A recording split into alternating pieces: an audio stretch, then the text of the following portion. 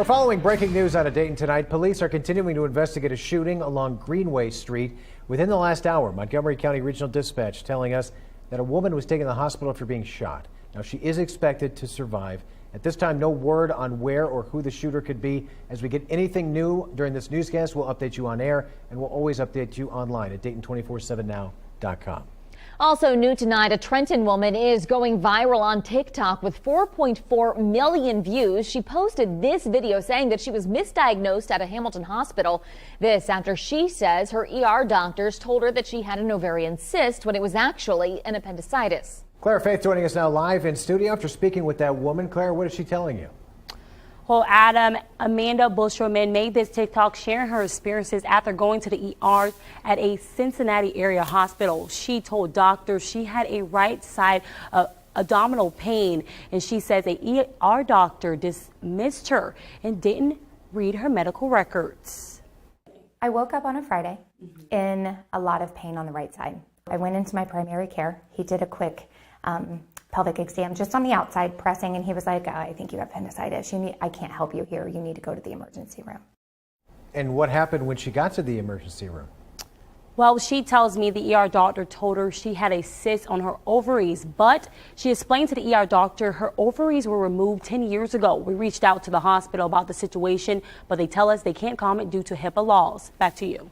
Clara, thanks. The National Transportation Safety Board just releasing its preliminary findings after the East Palestine train derailment. Investigators say the crew operating the train did not receive a critical alert until right before those dozens of cars went off the tracks.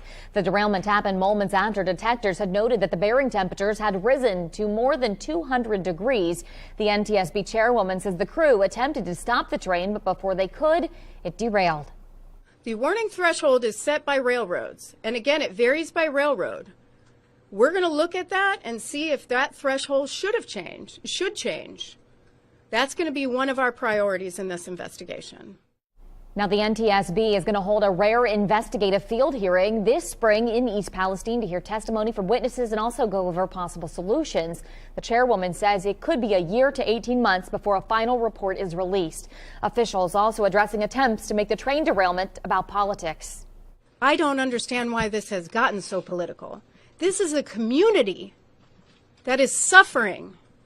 This is not about politics. This is about addressing their needs, their concerns. Now, former President Donald Trump visited East Palestine yesterday, bringing bottled water and supplies for the community. He criticized the Biden administration for not visiting or doing more for the area. The EPA administrator toured the town earlier this week. And U.S. Transportation Secretary Pete Buttigieg in Ohio visiting the train derailment site. He spoke with local and federal leaders about what happened after the derailment caused a fire and public health concerns for people earlier this month. Buttigieg called for reform in the rail industry. He also had a lot of questions about what's next. Do we have analytics that might benefit from access to this? Things we don't think we already know? Is the science straightforward enough that really it's more just kind of answer? The National Transportation Safety Board is still investigating the cause of that derailment. Well, some other big names visiting the derailment site this week. The administration, though, facing questions over why President Biden still is not. Republicans have criticized his handling of the situation, saying not enough is being done to help. The White House press secretary, though, defending their response, but still saying that will not say if a visit is under consideration. I mean, I think what folks should understand and what folks should, I think, feel at ease is that the president has taken this very seriously. Hours after the derailment occurred, you saw, again, the EPA on the ground, and you're seeing a multi-agency reaction to this. She's also emphasizing that the president is staying updated on the situation. Meanwhile, the Ohio Department of Natural Resources provided an updated estimate on the number of aquatic life potentially killed as a result of this derailment. ODNR sampled the area. A total of more than 2,900 animals died in the waterways, they say. Most of those were small minnows. Director Mary Mertz says the impact just shouldn't be a long-lasting threat in the area. It's important to stress that these small fish that we did find are all believed to have been killed immediately after the derailment. We haven't seen any signs of fish in distress since that time. So because the chemicals were contained, we haven't seen any additional signs of aquatic life suffering. And in fact, we have seen live fish already return to Leslie Run. None of the animals killed are thought to be endangered species. ODNR will continue to monitor the environmental impact as cleanup efforts continue. And the city of Dayton taking to Facebook tonight after receiving inquiries about its water quality. It's reminding residents that the derailment does not affect Dayton's water supply. The city pumps and treats groundwater from 2 well fields which are located in the Great Miami Buried Valley Aquifer, which is where we get our water. Now, the water is being monitored for potential threats or contamination. The city is asking residents to reach out if they have any additional concerns. And of course, we're going to continue to update you on the latest from East Palestine. As we receive any new information, you can always check out Dayton247now.com, where you can find stories just like this one right there on our homepage. Well, what a week of weather. Today, no different, reaching 70. And boy, the bottom is dropping out pretty quickly tonight, Natalie. Yeah, already cold this evening, and it's going to get even colder as we head overnight. But we did tie a record today. 2 straight days of 70s, right? Yeah, 71 yesterday. We broke the record today, tying the record of 70 degrees set back in 2017 and now here in 2023. So it was a really warm one out there for today, but our cold front's moving in. You can see national temperatures, the big difference between Charlotte sitting at 70, whereas Rapid City sitting at 13 below. Colder air sliding in. Now, we're not going to be that cold, but it's certainly going to get chillier out there. We're in the 30s right now, 36 Dayton, 32 up in Wapakoneta, and heading into the rest of the evening, we'll continue to fall into the 20s as you wake up tomorrow morning. Upper 30s by the afternoon. We'll see a mix of sun and clouds throughout the day. So overall, a chilly one, but not terribly cold. I'm going to have a look at the rest of the week's forecast, talk about how long that cold is going to stick around coming up. Natalie, thanks. Tonight, this Dayton man has been found guilty of murder. 34-year-old Terrence Butler found guilty after shooting and killing a man back in June of 2021. He was indicted on multiple charges in that same year, including 2 counts of murder. He'll be sentenced next month. And a live look now from the Miami Valley Jail's website tonight as police have made an arrest in a deadly Dayton shooting that happened earlier this week. Dayton police say Anthony Strickland turned himself in after a warrant was issued for his arrest. One person was shot and killed on Oxford Avenue early Monday morning. That case remains under investigation tonight.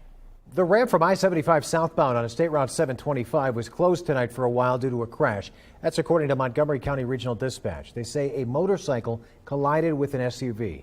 We're trying to confirm if anyone was hurt there. We'll update you as soon as we learn anything new. Funeral arrangements have now been set for a Huber Heights City School staff member. Miami Township Police found 29-year-old Mackenzie Battle dead inside her home Sunday morning. Gwyneth Falloon is following this story for us tonight. Gwen. Mackenzie Battle's funeral service is set to take place here at New Season Ministry on Monday, February 27th at 11 a.m. The Miami Township Police Department says they were called to a home on Eckley Boulevard early Sunday morning. She was pronounced dead by the Montgomery County Coroner's Office at approximately 6:08 a.m. From the 911 calls, it does sound like a gun was involved. However, we do not know the exact cause of her death. Where's the gun at? I don't know. According to her obituary, Battle was a Huber Heights City Schools paraprofessional. According to the 911 calls, her husband, son, and one of her sisters were at the home at the time of her death. Battle's death remains under investigation, so as information becomes available, we'll bring you the latest both here on air and online. Reporting in Huber Heights, I'm Gwyneth Falloon. Gwen, thanks so much. We're now learning new information about a string of shootings that killed 3 people, including a Florida TV news reporter. The Orange County Sheriff, they're planning to release body cam video. He's calling those shootings random acts of violence and says a suspect, 19-year-old Keith Moses, is a known gang member. However, the shootings do not appear to be gang related. Now, Moses was arrested and has been charged in one of the shootings, with more charges likely to come. The sheriff also addressing questions about the possibility that Moses was impaired. They thought he might be under the influence of some type of drug, but none of that has been confirmed. They said his eyes were dilated, and just you'll see the body cam video later, the way he was acting. But I will say that does not excuse the killing of members of our community. Now, Moses is accused of shooting and killing his cousin's friend inside a car. Investigators say he then took off, but came back to the area hours later and shot 2 local TV journalists reporting on the initial shooting. Then he went into a nearby home and shot 2 more people. One of the reporters died, along with a 9-year-old girl who'd been inside that house. And journalists at Spectrum News 13 in Orlando are mourning their colleague tonight. 24-year-old reporter Dylan Lyons was that reporter who was shot and killed. During a short time in the business, Dylan received an award from the Florida Association of Broadcast Journalists and was a finalist for another. The local news station also identified a second employee who was shot as photographer Jesse Walden. Walden, who was critically injured, was stable as of this morning. And Dylan's family has set up a GoFundMe page to raise money for funeral expenses. So far, it's raised more than $51,000. According to the page's service is set for March 10th. Tecumseh local school officials say they're grateful tonight due to the quick actions of one of their bus drivers. Lydia Bice is at the Now Desk. And Lydia, what happened there? Tecumseh local schools posted this video within the last couple of hours of one of their bus drivers potentially saving the life of a student. You can see in the video here that a car is passing on the right as the bus was stopping to drop off the student. The bus driver then pulls the student away as he almost exits in front of that passing car. Now, the school district ends the post by saying, "Today, our hero drove a big yellow school bus. Please share to raise awareness for bus safety." Back to you. Lydia, thanks. A group of advocates in Montgomery County making changes throughout the state. The initiative to bring accessibility needs to all public buildings. And Alec Baldwin pleading not guilty in connection with a deadly shooting on a movie set, why prosecutors say his claims are not possible. Plus, cold air is sliding in. I'll let you know how cold we'll get. That's coming up. Here's a live look from our Eco Plumber Skycam. You're watching Dayton 24/7 now.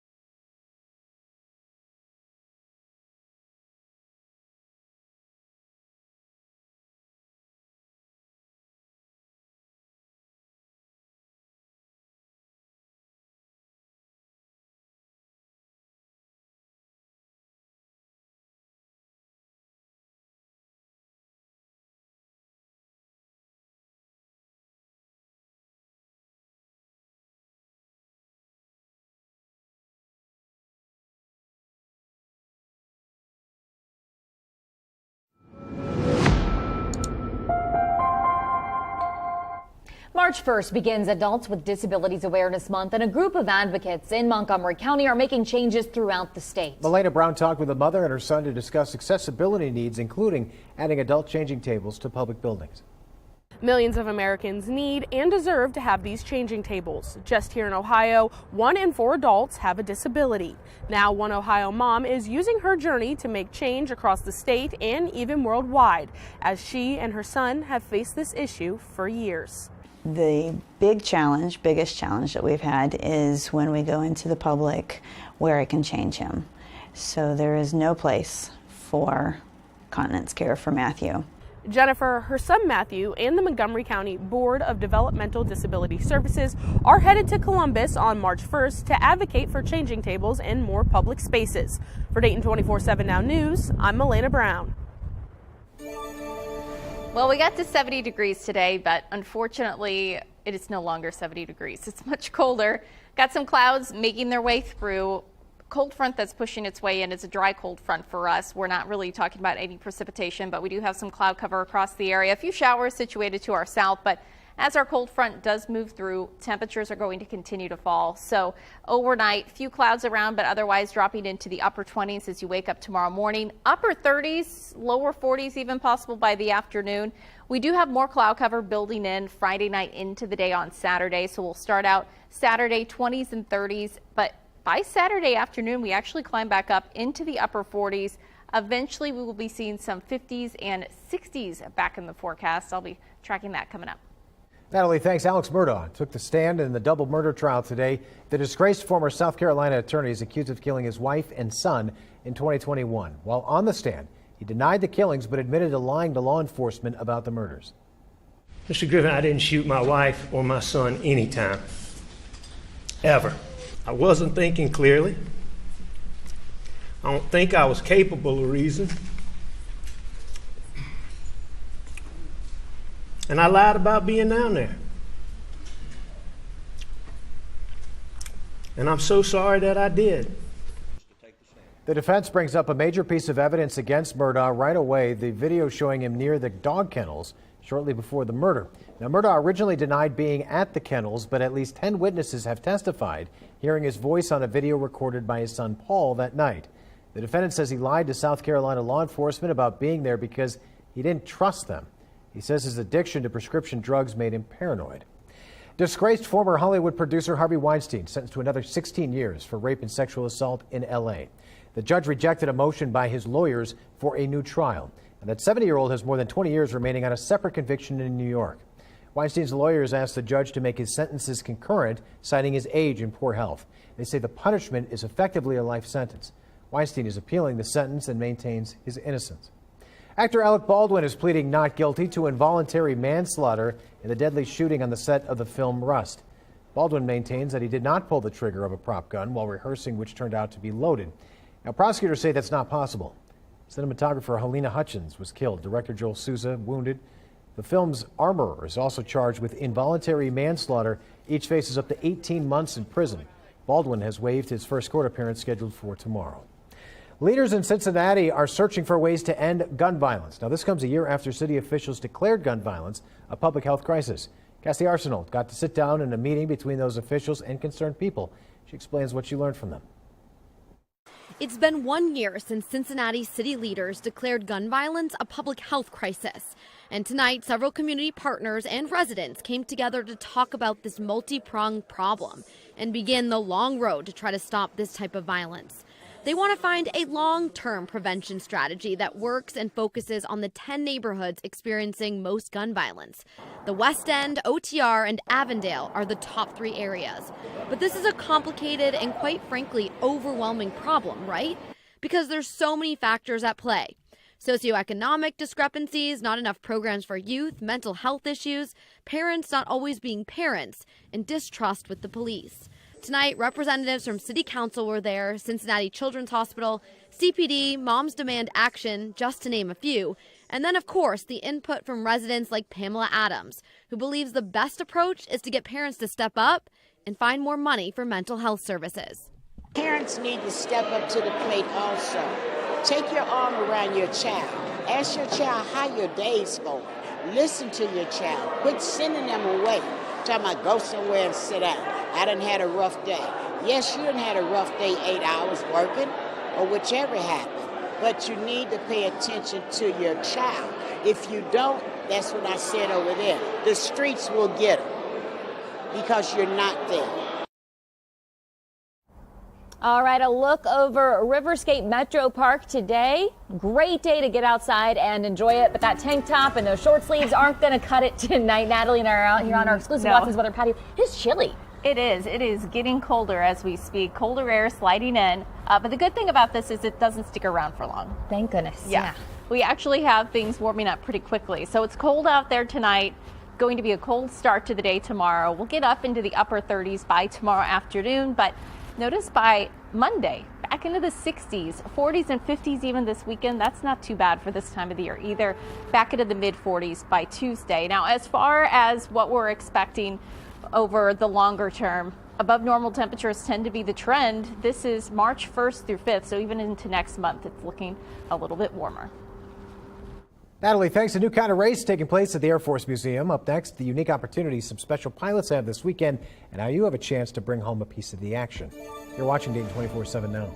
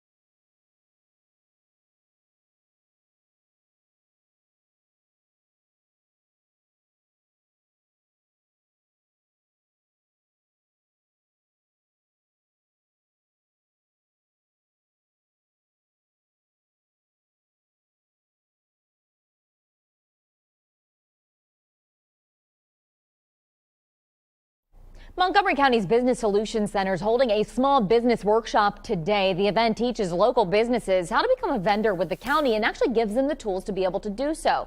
So becoming a vendor lets local companies network with people and other businesses, get their name out, and also helps everyone understand what they provide. A lot of small vendors think that it's really complicated and there's a lot of paperwork to be able to be a vendor of the county. It's just 1 or 2 small forms and they can be a vendor. After that, they just need to work with the different departments. Now, this is the county's 4th event like this and the first targeting small businesses. 75 vendors came today, which we're told was a great turnout. Fast and Furious may be what you think of cars. It may make you think of cars, but at the National Museum of the United States Air Force, drones, they were at the top of mind. The 4th annual micro drone race kicked off.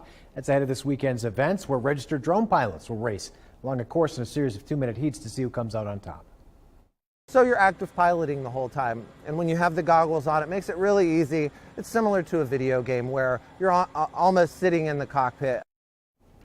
You can stop by between 11 and 3 on Sunday afternoon to see the final double elimination bracket. And from 9 to 4 each day, you can even try your hand at flying one, maybe even win one of your own in a raffle. And you can learn more about the micro drone races and contests on the museum's website, nationalmuseum.af.mil. Well, Beaver Creek Hockey winning their first 2 games in the state playoffs last weekend. Now they return to action on Saturday. A preview next. You're watching Dayton 24/7 now.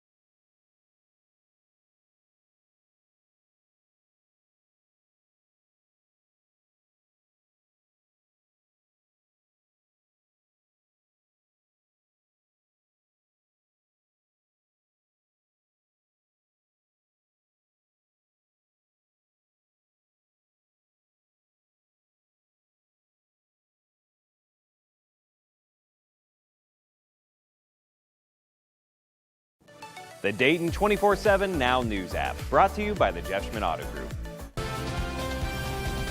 Good evening, I'm Matt Digby with a look at sports. UD men's basketball has won 4 straight after Wednesday's victory at UMass, and it's been apparent for quite some time, but the Flyers have officially clinched at least 1 bye in the Atlantic 10 tournament. Now, of course, Anthony Grant's team remains in contention not just for a second-round bye, but also the #1 seed. Dayton remains a game back of VCU with 3 games left in the regular season, and the next 2 of those final 3 are at home. A 6 p.m. tip-off Saturday with George Mason, while they're back in action Tuesday night against LaSalle. UD then visits St. Louis on Friday, March 3rd, hoping to sweep the Billikens. Now, the Dayton women also winning Wednesday night over LaSalle. They go to Rhode Island on Saturday before the women's Atlantic 10 tournament next week in Wilmington, Delaware.